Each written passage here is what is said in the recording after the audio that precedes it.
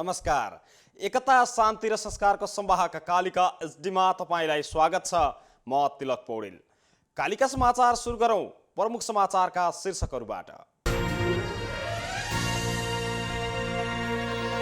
कालिका समाचारको साथमा Vijay steel, want to rule, Vijay cement, तपाईको सपनाको मजबुत निर्माण।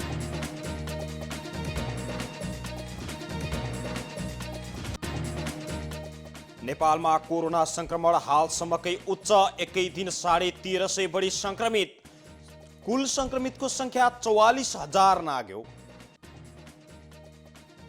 मन्त्री परिषद हेरफेर नहुने हुँदा ढुक्कले काम गर्न प्रधानमन्त्री ओलीको निर्देशन। अर्थमन्त्री डाक्टर खतिवडाद्वारा पदबाट राजीनामा। निहत्या अश्वेत अमेरिकीमाथि ज्याजती गर्ने 7 प्रहरी निलम्बनमा। पक्राउ गर्ने क्रममा प्रहरी ज्याजतीकै कारण ड्यानियलको निधन भएको ठहर। र नेपाली क्रिकेटर सन्दीप आबद्ध टिम जमैका सेमिफाइनलमा प्रवेश।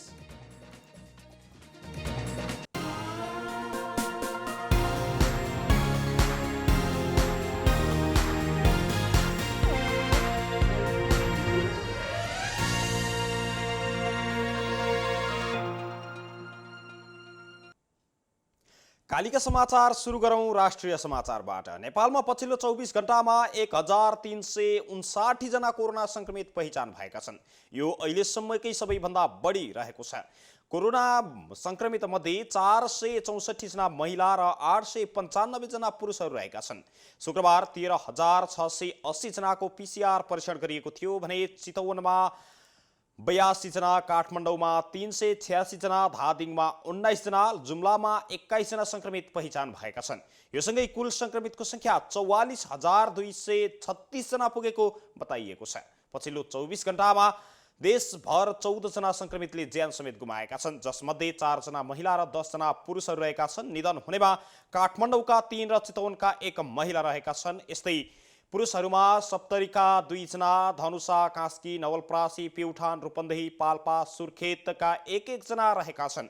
नेपालमा हालसम्म 44,236 जना संक्रमित पुगेका छन्। शुक्रबार मात्रै 1,354 जना संक्रमितहरू निको भएर घर पनि फर्किएका छन्। हालसम्म यो सँगै निको हुनेको संख्या 25,561 जना रहेको छ। देशभर सक्रिय संक्रमितहरूको संख्या 18,704 जना रहेका छन्। संस्थागत आइसोलेसनमा हालसम्म 10,942 जना रहेका छन् भने होम आइसोलेसनमा 7,462 जना रहेको बताइएको छ। आइसियुमा 151 जना र 26 जना भेन्टिलेटरमा उपचाररत रहेको स्वास्थ्य तथा जनसङ्ख्या मन्त्रालयका प्रवक्ता डाक्टर जागेश्वर गौतमले जानकारी दिनुभएको छ। प्रधानमन्त्री केपी शर्मा ओलीले मन्त्रीहरूलाई मन्त्री परिषद हेरफेर नहुने बताउनु भएको छ। आज भएको मन्त्री परिषदको बैठकमा प्रधानमन्त्री ओलीले मन्त्री परिषद हेरफेर नहुने भएकाले मन्त्रीहरूलाई ढुक्कसँग काम गर्न निर्देशन दिनुभएको हो। अहिले मन्त्री परिषद हेरफेर हुँदैन, बाहिरी हल्लाको पछि नलाग्नुहोस्, प्रधानमन्त्री ओलीको भनाइलाई उद्धृत गर्दै एक मन्त्रीले भन्नुभएको छ। अहिले रिक्त मन्त्रालयमा पदपूर्ति हुन्छ तर तत्कालै अरू हेरफेर हुँदैन, हल्लाको पछि नलाग्नु, आफ्नो मन्त्रालयको तनाव लिनु, प्रधानमन्त्री ओलीले खाली रहेको स्थानमा पूरा गर्ने पनि बताउनु भएको छ भने तत्कालै मन्त्रीहरूको हेरफेर नगर्ने सङ्केत गर्नु भएको ती मन्त्रीले जानकारी दिनु भएको छ।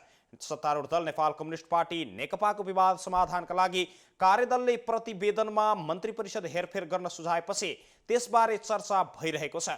यस्तै आज बसेको मन्त्री परिषद बैठकमा नेकपाका उपाध्यक्ष वामदेव गौतम राष्ट्रिय सभामा सिफारिस गर्ने बारे प्रस्ताव नै नआएको पनि सो मन्त्रीले जानकारी दिनुभएको छ। उपाध्यक्ष गौतमलाई राष्ट्रिय सभामा पठाउने, राष्ट्रपति समक्ष पठाउने कुरा प्रधानमन्त्रीकै हो, त्यसैले बैठकमा त्यसबारेमा छलफल भएन, सो मन्त्रीको भनाइरहेको छ। नेकपाका सचिवालय बैठकले बिहिबार राष्ट्रपतिले मनोनित गर्ने एक स्थानमा उपाध्यक्ष गौतमलाई पठाउने निर्णय गरेको थियो। यसअघि फागुन 14 गतेको सचिवालयको बैठकले उपाध्यक्ष गौतमलाई राष्ट्रिय सभामा पठाउने निर्णय गरेको थियो र प्रधानमन्त्री केपी शर्मा ओलीले बिहिबारको सचिवालय बैठकमा राष्ट्रिय सभामा गौतमलाई पठाउने प्रस्ताव अगाडि सार्नु भएको थियो। सरकारका अर्थमन्त्री डाक्टर युवराज खतिवडाले पदबाट राजीनामा दिनुभएको छ। खतिवड़ाले प्रधानमन्त्री केपी शर्मा ओली समक्ष राजीनामा बुझाउनु भएको प्रधानमन्त्रीका प्रेस सल्लाहकार सूर्य थापाले जानकारी दिनुभएको छ। शुक्रबार दिउँसोको मन्त्री परिषदको बैठकमा आफूलाई अर्थ मन्त्रालयको जिम्मेवारी दिएकोमा धन्यवाद ज्ञापन गर्दै खतिवड़ाले त्यसपछि अर्थ मन्त्रालयमा कर्मचारीहरूसँग विदाई कार्यक्रम गर्न भएको थियो। त्यसपछि उहाँ सञ्चार तथा सूचना प्रविधि मन्त्रालय पुगेर पनि कर्मचारीसँग विदाई हुनुभएको थियो। मन्त्रीले प्रधानमन्त्री समक्ष राजीनामा दिने व्यवस्था अनुसार खतिवड़ाले राजीनामा बुझाउनु भएको प्रधानमन्त्रीका प्रेस सल्लाहकार थापाले जानकारी दिनुभएको छ। 2074 सालको फागुनमा अर्थमन्त्री बन्नुभएका खतिवड़ाको राष्ट्रिय सभा सदस्य पद गएको फागुनमा सकिएको थियो। तर राष्ट्रिय सभा सदस्य पद 6 महिनासम्म थपिने र मन्त्री बन्न पाउने प्रावधानका कारण उहाँले फागुनमा दोस्रो पटक शपथ लिनु भएको थियो। अहिले भने नेकपाले राष्ट्रिय सभा सदस्यमा वामदेव गौतमलाई सिफारिस गरेपछि खतिवड़ाले राजीनामा दिनुभएको हो। उहाँको राष्ट्रिय सभाको पदावधि भोलि मात्रै सकिँदैछ। प्रमुख विपक्षी दल नेपाली कांग्रेसका महामन्त्री डाक्टर शशाङ्क कोइरालाले पार्टीको महाधिवेशन नजिकिएसँगै सभापति शेरबहादुर देउबा र आफू पेच तारे होटलमा गोप्य भेटघाट भएको भन्ने समाचारको खण्डन गर्नुभएको छ। बीपी कोइराला लोकतन्त्र सम्वर्धन केन्द्रले आयोजना गरेको एक कार्यक्रममा महामन्त्री डाक्टर कोइरालाले आफू 1 महिनादेखि घर बाहिर ननिस्केको अवगत गराउँदै त्यस्ता तथ्यहीन समाचारको भ्रममा नपर्न समेत आग्रह गर्नुभएको छ। कार्यक्रममा उहाँले पार्टीको आगामी 14औं महाधिवेशनमा नेतृत्व परिवर्तन सँगसँगै विचार र सिद्धान्तमा समेत घनीभूत छलफल हुनुपर्ने बताउनु भएको थियो। महामन्त्री डाक्टर कोइरालाले कोभिड-19 का कारण केही महिना सारेर भए पनि यथासक्दो छिटो समयमा महाधिवेशन गर्नुको विकल्प नभएको पनि धारणा व्यक्त गर्नुभएको छ। साथै उहाँले सरकारले कृषिलाई प्राथमिकतामा राखेर नीति तथा कार्यक्रम र बजेट ल्याए पनि कृषि मलको अभावले किसानको अवस्था दयनीय भएको पनि बताउनु भएको छ। साझा पार्टीले प्रधानमन्त्री केपी शर्मा ओलीको भाषण एकातिर र काम अर्कैतर्फ भएको बताएको छ।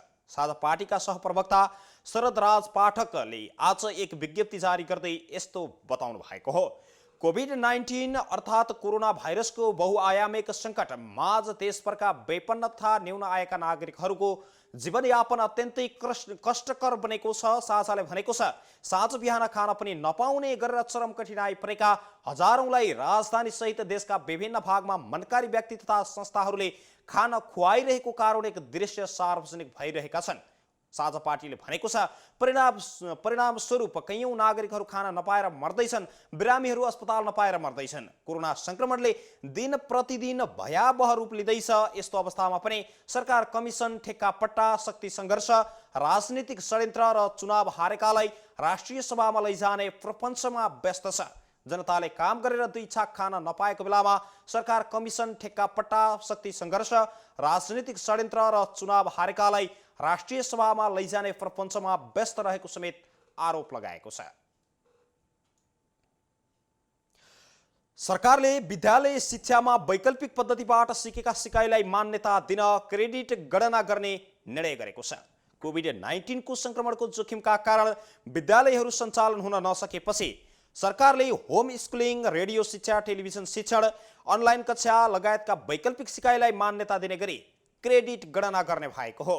शिक्षा विज्ञान तथा प्रविधि मन्त्री गिरिराज मणि पोखरेलले आज भर्चुअल माध्यमबाट आयोजना गर्नुभएको पत्रकार सम्मेलनमा वैकल्पिक शिक्षालाई कोभिड-19 को संक्रमण अवधिभर मूल प्रणालीको रूपमा विकास गरी मान्यता दिन क्रेडिट गणना गर्न लागि बताउनु भएको हो।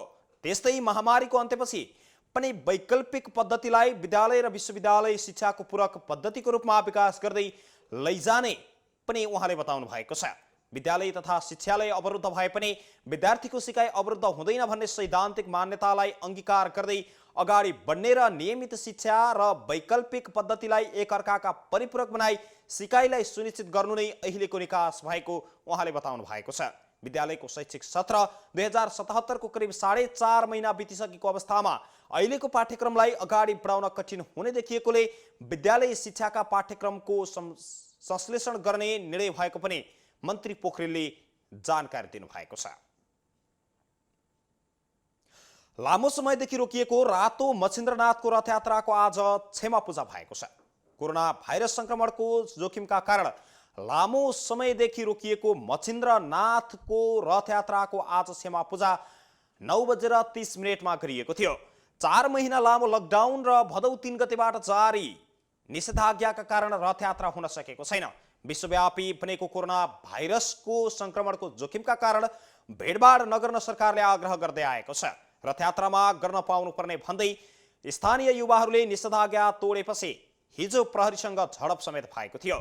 आज ललितपुरमा कर्फ्यू समेत लगाइएको छ र संक्रमणको जोखिम बढेसँगै स्थानीय प्रशासनको आग्रहमा रथयात्रा नित्य पूजा गरेर सम्पन्न गर्ने निष्कर्षमा सरकारवालाहरू पुगेका हुन्। रथयात्रा हुनुपर्छ भनेर माग गरिरहेका स्थानीय र प्रहरी बीच बिहिबार भएको झडपपछि सरकारवालाहरूको बैठक बसेको थियो।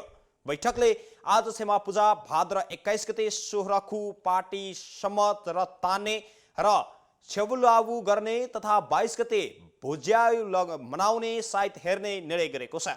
यसरी साइत हेरेपछि निस्किएको मितिमा मच्छिन्द्रनाथलाई बगमती लग्ने निर्णय गरिएको बगन्ध जात्रा व्यवस्थापन कार्य दलका संयोजक चन्द्र महर्जनले विज्ञप्ति मार्फत जानकारी गराउनु भएको छ। यस्तै हिजो सोही क्रममा झडप भएपछि आज ललितपुर क्षेत्रमा कडा कर्फ्यू समेत लगाइएको छ। एकता शान्ति र संस्कारको संवाहक कालिका एसडीमा प्रसारित कालिका समाचारमा पालो भएको छ विज्ञापनको, तर त्यसभन्दा अगाडि प्रमुख समाचारका शीर्षकहरू एकपटक। कालिका समाचारको साथमा Vijay still, one two role, Vijay cement, तपाईको सपनाको मजबुत निर्माण।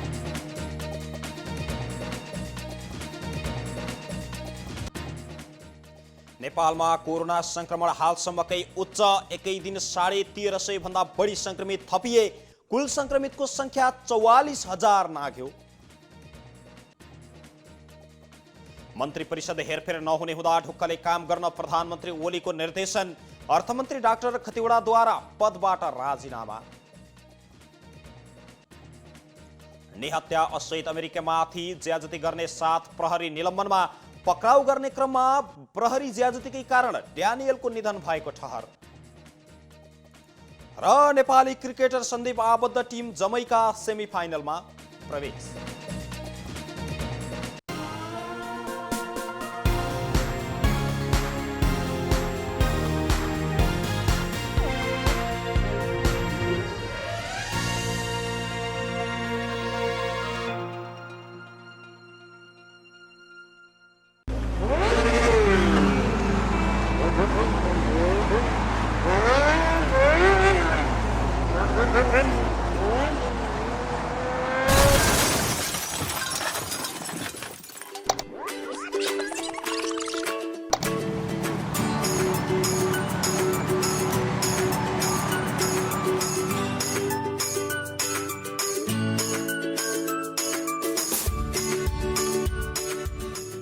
विश्वास कुनै पनि बेला ढल्न सक्छ।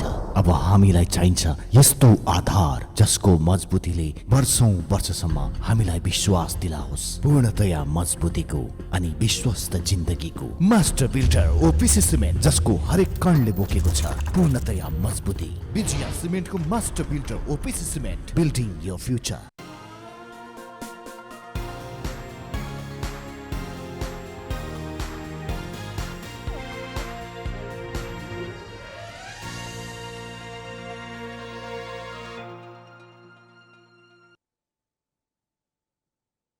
विज्ञापनपछि कालिका समाचारमा पुनः स्वागत छ। अब स्थानीय समाचार। चितवनमा कोरोना संक्रमण बढेको भन्दै निषेधाज्ञा थप गरिएको छ। प्रमुख जिल्ला अधिकारी नारायण प्रसाद भट्टराईले एक सूचना जारी गर्दै भदौ 31 गतेसम्मका लागि निषेधाज्ञा लम्बाउने निर्णय भएको जानकारी दिनुभएको छ। कोरोना संक्रमण समुदाय स्तरमा फैलिएको आकलन गर्दै प्रशासनले पुनः 12 दिन निषेधाज्ञा थप गर्ने निर्णय गरेको भट्टराईले जानकारी दिनुभएको छ। यद्यपि यसपटक निषेधाज्ञा पहिलेको भन्दा खुकुलो बनाइएको छ। यसअघि पूर्ण रूपमा बन्द गरिएकोमा अब हरेक दिन 10 बजेदेखि 4 बजेसम्म बैंक तथा वित्तीय संस्था, किराना पसल, निर्माण सामग्री, कपडा पसल, बिजुली पसल, भाँडाकुँडाका पसलहरू सञ्चालन गर्न छुट दिने निर्णय भएको प्रमुख जिल्ला अधिकारी भट्टराईले जानकारी दिनुभएको छ। सीमित कर्मचारी सहित भिडभाड नगरी सामाजिक दूरी कायम राख्दै सेवा दिन सबैलाई आग्रह गरिएको छ। स्वास्थ्यका लागि हानिकारक सेवाहरू भने सञ्चालन गर्न नपाइने निर्णय भएको सहायक प्रमुख जिल्लाधिकारी रामबहादुर शाहीले जानकारी दिनुभएको छ। Hotel, swimming pool, futsal, gym hall लगायतका मनोरञ्जनात्मक सेवाहरू भने पूर्ण रूपमै बन्देज गरिएको छ। साथै मानिसहरू बढी भेला हुने, मेला महोत्सव, जात्रा र विवाह व्रतबन्ध लगायतका भेला जमघट हुने कार्यलाई बन्देज गरिएको शाहीले जानकारी दिनुभयो। अनलाइन कक्षा सञ्चालन बाहेक शिक्षण संस्था, तालिम प्रशिक्षण, भाषा कक्षा, ट्युसन लगायतका गतिविधि पनि सञ्चालन नगर्न समेत अनुरोध गरिएको छ। पशुपन्छीको दाना, कृषि तथा पशुजन्य उपज र कृषि औजार, ओसार पसार, विद्युत, खानेपानी, टेलिफोन, इन्टरनेट लगायतका उपयोगी सेवा जडान र मर्मतका लागि उपकरण सहितका सवारी साधन सञ्चालन गर्न सकिने जिल्ला प्रशासन कार्यालय चितवनले जानकारी दिएको छ। यातायात सेवा भने पूर्ण रूपमा सञ्चालन गर्न रोक लगाइएको छ। चितवनमा पहिलो पटक गत साउन 31 गतेबाट निषेधाज्ञा जारी गरिएको हो। चितवन जिल्लामा जिल्ला प्रशासन कार्यालयले कोरोना संक्रमितको संख्या बढ्दै गएपछि यो सँगै 4 पटकसम्म म्याद थप गरेको छ र चौथो पटक म्याद थप गर्दै भदौ 31 गतेसम्म लम्ब्याएको हो। चितवन जिल्लामा एकै दिन 74 जना कोरोना संक्रमित थपिएका छन्। 2वटा प्रयोगशालामा गरिएको परीक्षणको क्रममा ती संक्रमित थपिएका हुन्। चितवन मेडिकल कलेजको प्रयोगशालामा गरिएको परीक्षणको क्रममा 57 जना र भरतपुर अस्पताल कोभिड-19 परीक्षण प्रयोगशालामा गरिएको परीक्षणमा 17 जना जिल्लाका संक्रमित थपिएका हुन्। भरतपुर अस्पतालका सूचना अधिकारी लीलाधर पौडेलका अनुसार थपिनेमा सबैभन्दा बढी भरतपुर महानगरका 56 जना रहेका छन् भने रत्नगरका 3 जना, कालिकाका 2 जना, खैरहनीका 4 जना, राप्ती नगरपालिकाका 9 जनामा कोरोना भाइरसको संक्रमण पुष्टि भएको छ। चितवन मेडिकल कलेजको प्रयोगशालामा 703 जनाको PCR परीक्षण गर्ने क्रममा 88 जनामा तथा भरतपुर प्रयोगशालामा 302 जनाको परीक्षणमा 18 जनामा कोरोना संक्रमण देखिएको थियो। भरतपुर महानगरपालिकाको वडा नम्बर 10 मा सबैभन्दा धेरै कोरोना संक्रमित रहेका छन् भने जिल्ला प्रशासन कार्यालय चितवनले सार्वजनिक गरेको तथ्याङ्क अनुसार भरतपुर 10 मा 122 जना संक्रमित रहेको उल्लेख गरिएको थियो। भरतपुर महानगरपालिका भरि 540 जना कोरोना संक्रमित रहेका छन्। चितवनमा कोभिड-19 संक्रमितको एक महिलाको थप मृत्यु भएको छ। चितवन मेडिकल कलेजको कोभिड-19 को सघन कक्षमा उपचाररत मकवानपुर हेटौडा उपमहानगरपालिका 11 की 52 वर्षीय महिलाको आज अपराह्न 1:44 को समयमा मृत्यु भएको अस्पतालका निर्देशक डाक्टर दयाराम लम्सालले जानकारी दिनुभएको छ। ती महिलाको हिजो राति मात्रै डाक्टर शीतल अधिकारी र डाक्टर लम्सालको टोलीले प्लाज्मा थेरापीबाट उपचार सुरु गरेको थियो। श्वास प्रश्वास र छातीमा समस्या देखिएपछि उनी यही भदौ 11 गते मेडिकल कलेजमा भर्ना भएकी थिइन्। यससँगै चितवनमा कोरोनाबाट मृत्यु हुनेको संख्या 21 जना पुगेको छ। भरतपुर महानगरपालिकाको 29 वडा मध्ये मृत्यु हुने सबैभन्दा बढी वडा नम्बर 11 मा भएको छ। 11 मा सबैभन्दा धेरै संक्रमितको मृत्यु भएको जानकारी दिइएको छ।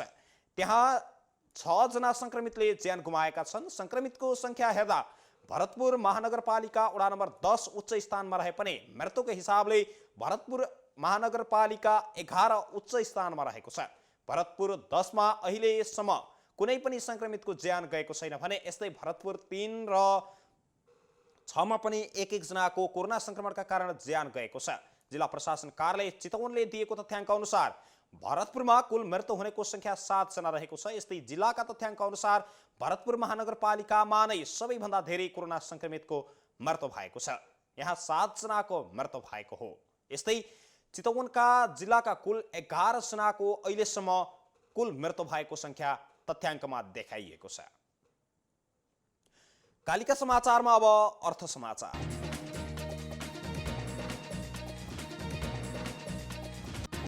विश्व बैंकले नेपाललाई 1 अर्ब 27 करोड रुपैयाँ अर्थात् 1,85 करोड डलर बराबरको अनुदान सहायता उपलब्ध गराएको छ।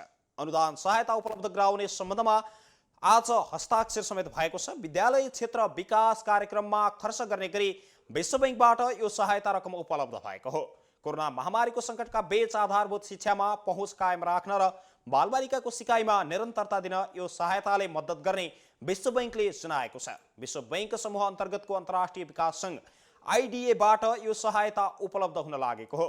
विद्यालय क्षेत्र विकास कार्यक्रम विश्व बैंक सहित एसियाली विकास bank, European Union, Finland, global partnership for education, Japan अन्तर्राष्ट्रिय सहयोग एजेन्सी, नर्वे, युएसआइडी, युनिसेफ लगायतको निकायको सहयोगमा सञ्चालन रहेको छ। जीपीई कोभिड-19 द्रुत कोषबाट प्राप्त भएको यो अनुदानले शिक्षा विज्ञान तथा प्रविधि मन्त्रालयको कोभिड-19 आकस्मिक योजना कार्यान्वयनमा योगदान पुर्याउने विश्व बैंकको भनाइरहेको छ। कोभिड-19 ले शिक्षा क्षेत्रमा पारेको प्रभाव कम गर्न र प्रतिकार गर्न सहयोग पुग्ने पनि अपेक्षा गरिएको छ।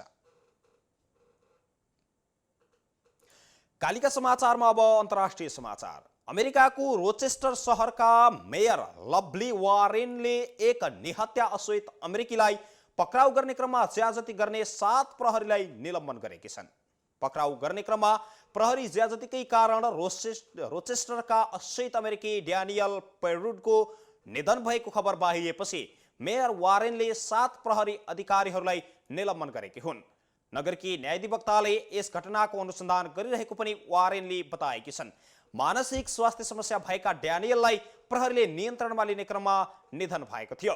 पक्राउ गर्ने क्रममा मानिसहरूमाथि थुकिरहेका ड्यानियललाई त्यसबाट रोक्नका लागि प्रहरीले स्पिड हुड लगाएको थियो। सोही स्पिड हुडका कारण निसासिएर उनको निधन भएको बताइएको छ। संस्थागत रूपमा रहेको रङ्गभेदकै कारण ड्यानियलको निधन भएको पनि वारेनले बताएकी छन्। 41 वर्षका ड्यानियलको गएको मार्च 30 मै निधन भएको थियो, तर घटना भने अहिले मात्रै सार्वजनिक भएको हो। कालिका समाचारमा अब खेल समाचार। Nepali cricketer leg spinner Sandeep Lamichhane आबद्ध जमैका तलावाजले Caribbean premier league CPL T20 क्रिकेटको सेमी फाइनलमा प्रवेश गरेको छ। शुक्रबार बिहान अर्थात् आज बिहान सम्पन्न खेलमा गुयाना अमेजन वारियर्सले बार्बाडोस ट्रिडेन्ट्सलाई 6 विकेटले पराजित गरेपछि जमैका आफ्नो खेल खेल्न 2 खेल अगावै सेमी फाइनल पुग्न सफल भएको हो। यसअघि सन्दीपको टोली जमैकाको हिजो राति सेन्ट किट्स एन्ड नेभिस प्याट्रियोट्ससँगको खेल भने वर्षाका कारण रद्द भएको थियो। सो खेलमा दुवै टोली एकाएक अङ्क बाँड्न बाध्य भएका थिए र 3 अङ्कमा समेत सेन्ट किट्स प्रतियोगिताबाट बाहिरिएको छ। उसले हालसम्म 9 खेलमा 1 मा जित तथा 8 मा पराजय भएको छ। जमैका हालसम्म 8 खेलमा 3 मा जितका साथ 7 अङ्कसहित तालिकाको चौथो स्थानमा रहेको छ भने लेगमा 100% नतिजा निकाल्न सफल ट्रिनिडाद नाइट राइडर्स 16 अङ्क बनाउँदै यसअघि नै सेमी फाइनल पुगिसकेको छ। उसले 2 खेल खेल्न अझै बाँकी रहेको छ। लिगमा सबै खेल खेलिसकेको गुयाना अमेजन वारियर्स हालसम्म 10 खेलमा 6 मा जितका साथ 12 अङ्क बनाएर अन्तिम 4 मा स्थान बनाउन सफल भएको छ। यस्तै सेन्ट लुसिया जुक्स पनि सेमी फाइनलमा पुगिसकेको छ। उसले हालसम्म 8 खेलमा 5 मा जित निकाल्दै 10 अङ्क जोडेको छ भने साबिक विजेता बार्बाडोस ट्रिडेन्ट्स भने 9 खेल मध्ये 2 मा मात्रै विजयी भई 4 अङ्कका साथ प्रतियोगिताबाट बाहिरिएको छ। एकता शान्ति र संस्कारको संवाहक कालिका एचडीमा प्रसारित कालिका समाचारको अन्त्यमा प्रमुख समाचारका शीर्षकहरू पुनः एकपटक। कालिका समाचारको साथमा Vijay steel, want to roll, Vijay cement, तपाईको सपनाको मजबुत निर्माण।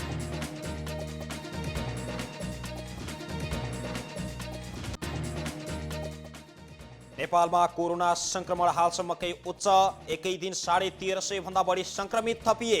कुल संक्रमितको संख्या 44,000 नाग्यो। मन्त्री परिषद हेरफेर नहुने हुँदा ढुक्कले काम गर्न प्रधानमन्त्री ओलीको निर्देशन। अर्थमन्त्री डाक्टर खतिवडाद्वारा पदबाट राजीनामा। निहत्या असोहित अमेरिकीमाथि ज्याजती गर्ने 7 प्रहरी निलम्बनमा। पक्राउ गर्ने क्रममा प्रहरी ज्याजतीकै कारण ड्यानियलको निधन भएको ठहर। र नेपाली क्रिकेटर सन्दीप आबद्ध टिम जमैका सेमी फाइनलमा प्रवेश।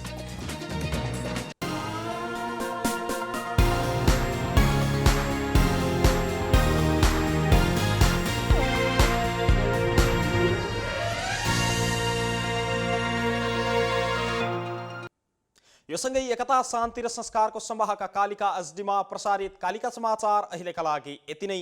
हेर्दै गर्नुहोला कालिका एचडी। म तिलक पौडेल बिदा हुन्छु। नमस्कार।